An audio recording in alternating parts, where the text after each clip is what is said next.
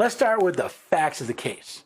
At least one of the individual plaintiffs desires to carry a firearm in Tennessee's public parks, greenways, public recreational areas, and other locations enumerated in Tennessee Code Annotated 3917-1311A.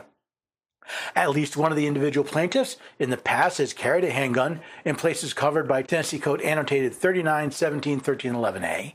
At least one of the individual plaintiffs in the past has carried a handgun in places covered by Tennessee Code Annotated 3917-1307A.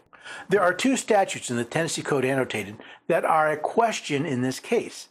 The first is 3917-1311, which is entitled Carrying Weapons on Public Parks, Playgrounds, Civic Centers, and Other Public Recreational Buildings and Grounds, or parks for short.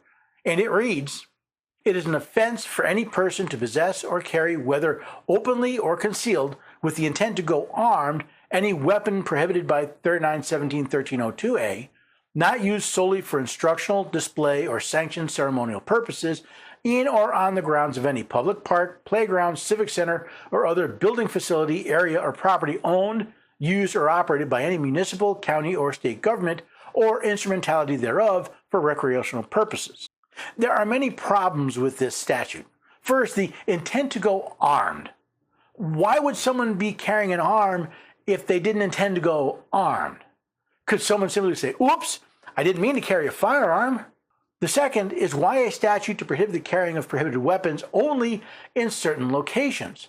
Because Section 3917-1302 states, "A person commits an offense who intentionally or knowingly possesses, manufactures, transports, repairs, or sells an explosive or an explosive weapon, a device principally designed, made, or adapted for delivering or shooting an explosive weapon, a machine gun, hoax device, knuckles, or any other implement for infliction of serious bodily injury or death that has no common lawful purpose."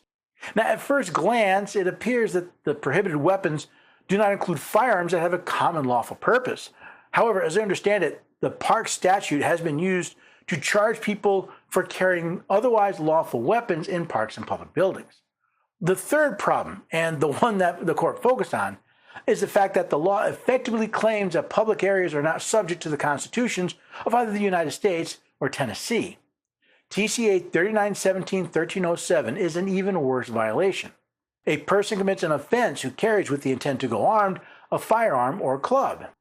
Known as the Going Armed statute makes it a crime to go armed, even though the Tennessee Constitution says it's a right.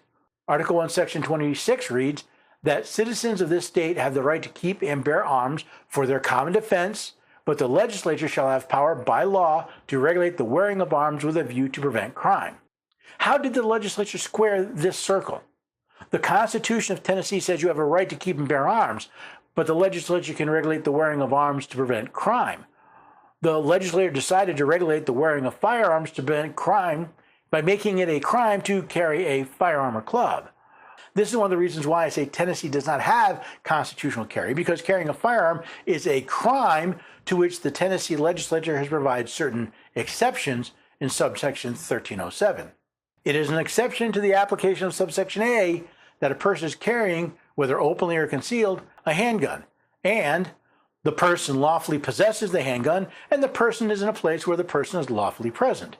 Now, based on these facts, plaintiffs have avoided exercising their rights in the area the TCA claims to prohibit.